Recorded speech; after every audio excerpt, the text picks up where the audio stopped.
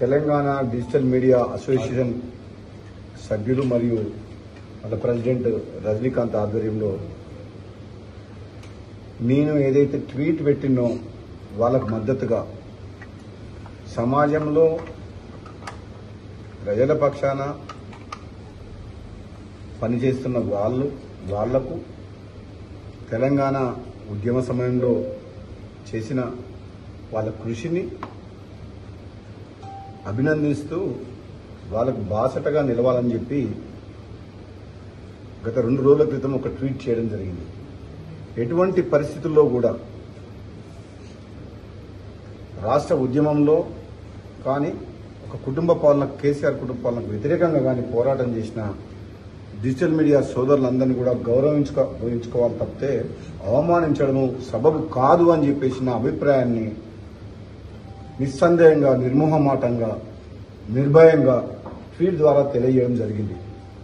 అదే విషయాన్ని దృష్టిలో పెట్టుకొని సోదరులందరూ కూడా నన్ను కలిసి ధన్యవాదాలు తెలుసేందుకు రావడం జరిగింది. మళ్ళీ ఒకసారి చెప్తున్నా, ఈ తెలంగాణ రాష్ట్రం అనేది ఒకరి సొత్తు కాదు. ఏ వ్యక్తి అయినా అహంకారపూరిత పరిపాలన చేయడము సమాజానికి మంచిది కాదు. ఇది త్యాగాల పునాదుల మీద ఏర్పడ్డ రాష్ట్రం. ఎంతో మంది బలిదానాలు, ఎన్నో ఏండ్ల పోరాటం చేస్తే ఇది కాంగ్రెస్ పార్టీ ఆనాడు మేము పార్లమెంట్ సభ్యులుగా మేమందరం కొట్లాడి మా సహచర ఎంపీలతో కలిసి ఈ తెలంగాణ రాష్ట్రాన్ని సాధించుకున్నాం. కాబట్టి ఈ రాష్ట్ర సాధనలో ప్రతి ఒక్కరి పాత్ర ఉంది. అధికారం శాశ్వతం కాదు, పదవులు శాశ్వతం కాదు. తెలంగాణ సమాజం ఏం కోరుకుంటుంది? ఆత్మగౌరవం. సీమాంధ్ర కలిసి ఉన్నప్పుడు అవమానాల పాలైన తెలంగాణ ప్రజలు ఆత్మగౌరవంతో మా తెలంగాణను పరిపాలించుకుంటాం, మాకు దక్కే నీళ్లు నిధులు నియామకాల విషయంలో అన్యాయం జరుగుతుందని చెప్పి ఆనాడు పోరాటం చేసి తెలంగాణ రాష్ట్రంలో సాధించుకున్న ప్రతి యువకుడు, మహిళా సోదరిమణులు, రైతులు, ఉద్యోగస్తులు ప్రతి ఒక్కరు అందరి పాత్ర ఉంది దీంట్లో. ఈరోజు మళ్ళీ కేసీఆర్ కుటుంబానికి వ్యతిరేకంగా పోరాటం చేసి ఈరోజు కాంగ్రెస్ పార్టీ ప్రభుత్వం వచ్చిందంటే మాలాంటి వాళ్ళందరం తిరిగి బీజేపీ నుంచి కాంగ్రెస్ పార్టీలోకి వచ్చి తెలంగాణ ప్రజల ఆకాంక్ష మేరకు ఈ ప్రజాస్వామ్య పాలన కావాలి, ఇక్కడ రాచరిక పాలన, కుటుంబ పాలన, అవినీతి పాలన జరుగుతుంది అంటే మేమందరం కూడా బీజేపీ పార్టీలో మాకు మంచి గౌరవం ఉన్నా సరే కాంగ్రెస్ పార్టీకి మళ్లీ వచ్చి అందరం కలిసికట్టుగా డిజిటల్ మీడియా సోదరుల పాత్ర కూడా ఉంది దాంట్లో. అందరం కలిసి ఈరోజు ప్రభుత్వాన్ని ఏర్పాటు చేసుకున్నాం. ఇటువంటి తరుణంలో ఒక ముఖ్యమంత్రి హోదాలో ఉన్న వ్యక్తి వాళ్ళను ఉద్దేశించి చులకనగా అవమానకరంగా మాట్లాడితే బాధ అనిపించి ఇది మంచి పద్ధతి కాదు అని చెప్పేసి నేను ట్వీట్ చేయడం జరిగింది. వీళ్ళకు మద్దతుగా నా మద్దతు ఎప్పుడు కొనసాగుతుంది. నిర్భయంగా ప్రజల పక్షాన నిలబడే డిజిటల్ మీడియా సోదరులందరికీ కూడా నేను మళ్లీ మాటిస్తున్నా, మనం కోరుకున్న తెలంగాణ, అవినీతి రహిత తెలంగాణ, పేద ప్రజలకు అండగా ఉండే తెలంగాణ రాష్ట్ర ప్రభుత్వమే మనకు కావాలి, అటువంటి పాలకులే మనకు కావాలి. మళ్లీ మునుపటి ప్రభుత్వంలాగా సీమాంధ్ర పెట్టుబడిదారులు వచ్చి కోట్ల రూపాయలు దోచుకొని తెలంగాణ వలన దోచుకొని అధికారాన్ని అడ్డం పెట్టుకొని దోపిడీ చేస్తామంటే మాత్రం కుదరదు. దానికి వ్యతిరేకము.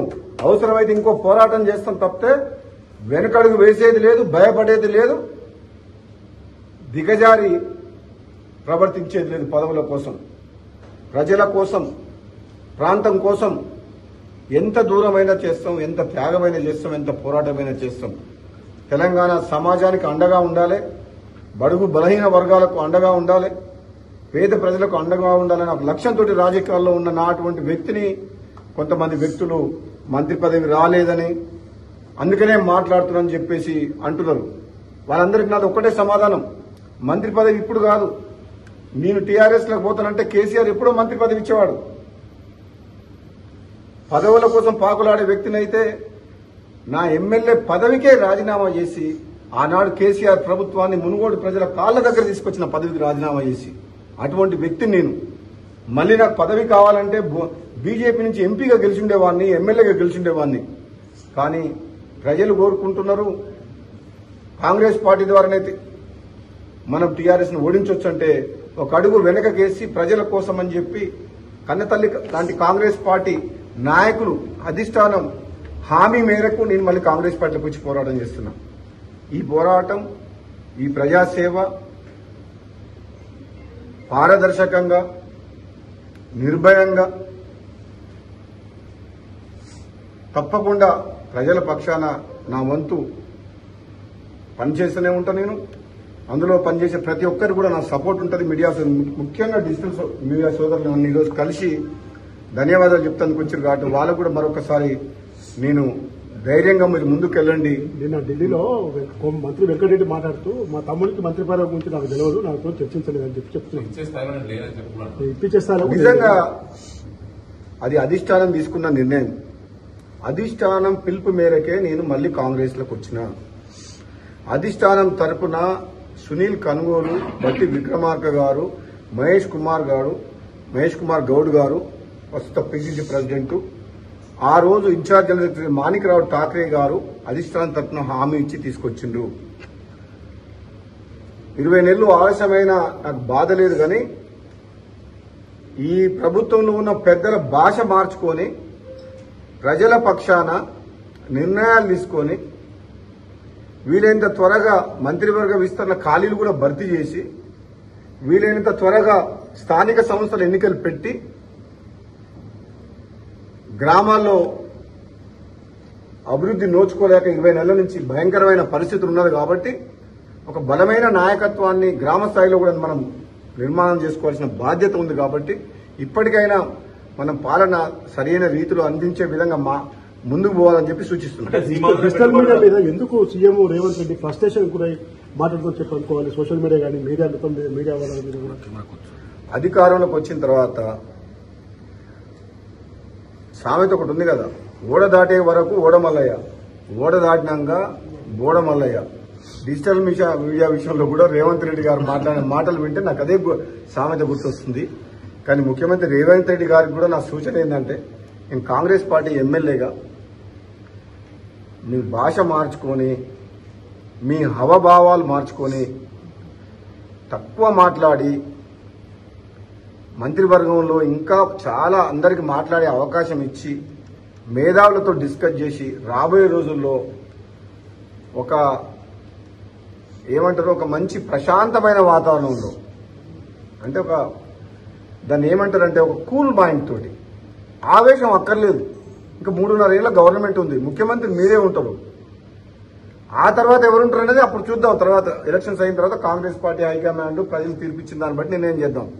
అప్పటి వరకు మీరే ఉంటారు. అప్పటిదాకా ఆవేశపడకుండా, గంటలు మాట్లాడకుండా, ఆ గంటలు అనే స్పీచ్లు తక్కువ చేసి పని మీద ఎక్కువ శ్రద్ధ చూపిస్తే మంచిదని చెప్పి నా సలహా. ఇంతకంటే ఎక్కువ నేను చెప్పలేను. కాళేశ్వరం కమిషన్ గురించి, కాళేశ్వరం ప్రాజెక్టు మీద పీసీ ఘోష్ నివేదిక మీద చర్యలు తీసుకుంటామని చెప్పి అసెంబ్లీలో చర్చించి ముఖ్యమంత్రి గారు ప్రకటించారు. కాబట్టి ముఖ్యమంత్రి గారికైనా ప్రభుత్వానికైనా నా సలహా ఏంటంటే,